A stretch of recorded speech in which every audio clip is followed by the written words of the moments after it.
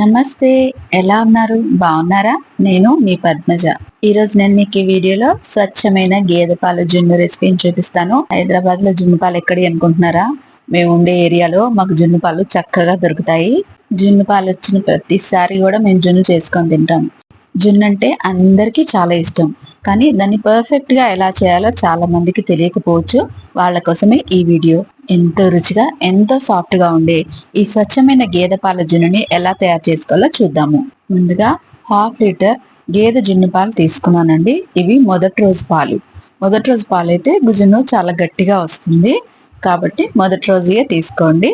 ఇప్పుడు ఈ పాలని అడుగు మందంగా అలాగే వెడల్పుగా ఉన్న గిన్నెలోకి పోసేసుకోవాలి. ఈ పాలు మరీ అంత చిక్కగా లేవండి, అందుకే నేను దీంట్లో మామూలు పాలు కలపడం లేదు. ఇలా గిన్నెలోకి పాలు పోసేసుకున్న తర్వాత ఇప్పుడు ఇందులోకి మంచి సువాసన కోసం ఒక 2-3 ఇలాచీలు దంచి వేసుకోండి.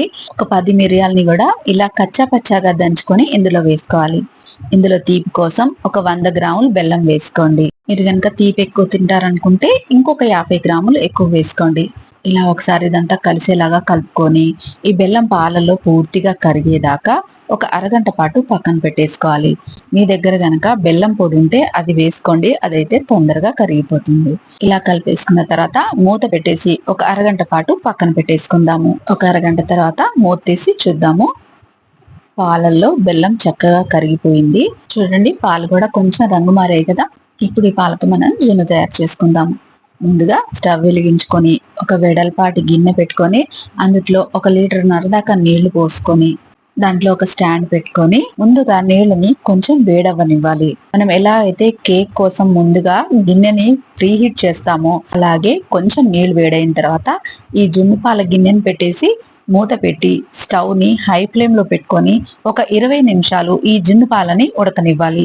ఇలా మధ్య మధ్యలో ఒకసారి మూత తీసుకొని చెక్ చేసుకోండి. నాకైతే ఈ జున్ను అవ్వడానికి కరెక్ట్ గా 20 నిమిషాలు టైం పట్టిందండి. కరెక్ట్ గా 20 నిమిషాల తర్వాత మూత తీసి చూద్దాము. స్టవ్ ని లో ఫ్లేమ్ లో పెట్టేసుకొని మూత తీసి ఏదైనా టూత్ పిక్ తో గాని లేదంటే కత్తితో గాని ఇలా మధ్యలో గుచ్చి చూసామంటే చూడండి, టూత్ పిక్ క్లీన్ గా వచ్చేసిందంటే మన జున్ను రెడీ అయిపోయినట్టే. ఇంకా స్టవ్ ఆఫ్ చేసేసి ఈ జున్నుని పక్కకు తీసేసుకొని దీన్ని పూర్తిగా చల్లారనివ్వాలి. ఫ్యాన్ కింద పెట్టేసుకున్నామంటే ఒక 10 నిమిషాల్లో ఇది పూర్తిగా చల్లారిపోతుంది. పూర్తిగా చల్లారిపోయిన జున్నుని ఇప్పుడు మనం వేరే ప్లేట్ లోకి తీసేసుకుందాము. ముందుగా ఒక చాకు తోటి ఇలా ఎడ్జెస్ ని ఒకసారి లూజ్ చేసేసుకున్నామంటే జున్ను ఈజీగా కేక్ లాగా ఊడొచ్చేస్తుంది.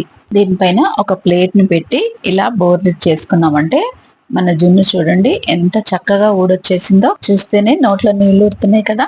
నాలాగే మీకు కూడా జున్ను అంటే ఇష్టమైతే కామెంట్ లో తెలియజేయండి.